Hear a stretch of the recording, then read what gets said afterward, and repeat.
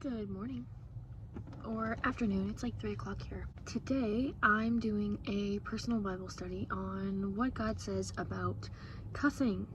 I'm doing this Bible study because I've kind of felt like I've been struggling with it lately, and I wanted to see what the Bible said about it because I don't remember ever hearing anything about cuss words, but I do feel bad about it, and I kind of wanted to figure out why the Lord was giving me that. I think He wants me to help other people understand. We're going to be looking at two verses, Ephesians 4, verse 29. So here's a little bit of context.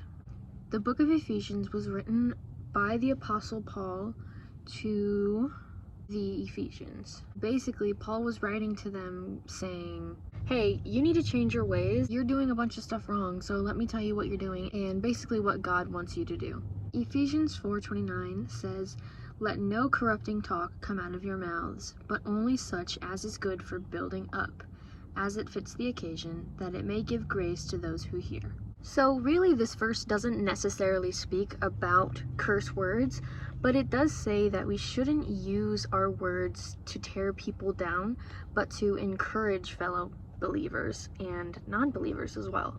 Now we're going to go to the book of James. This book is a letter written by James to the 12 tribes in the dispersion. He's doing the same thing that John was doing.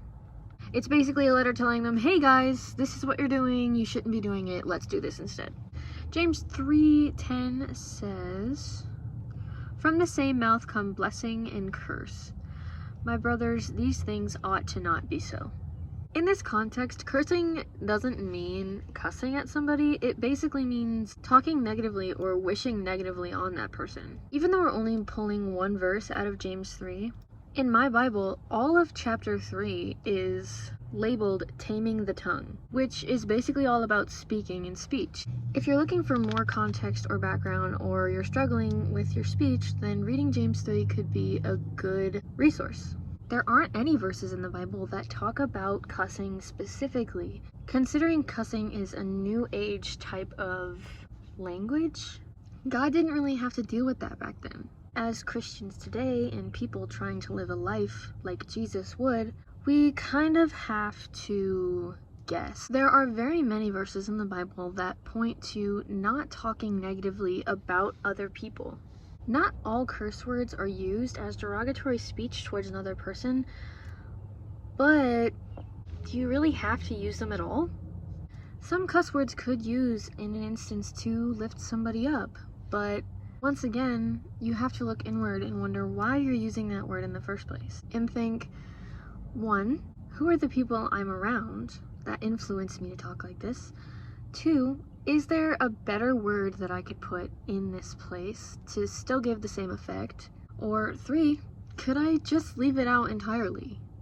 Mainly what we're finding in the Bible is a big theme to not talk negatively or curse other people. Most of the contexts that cuss words are used in are negative contexts, and we just simply don't have to use them. Using context clues and all of the verses that we've read together today, although it is a gray area and we aren't absolutely sure, we can still pull these verses from the Bible and kind of give ourselves a general, no, you probably shouldn't do it. If when we meet God, He's like, yeah, that's cool, man, I don't care. It's better to be safe than sorry. Thanks for coming to my car Bible lesson. Put any more topics you're interested in the comments below. If I'm not entirely sure, maybe we can discuss with one of my pastors from church. I think Connor would have a lot of fun with that. You're doing great. Thanks for spending time with God with me.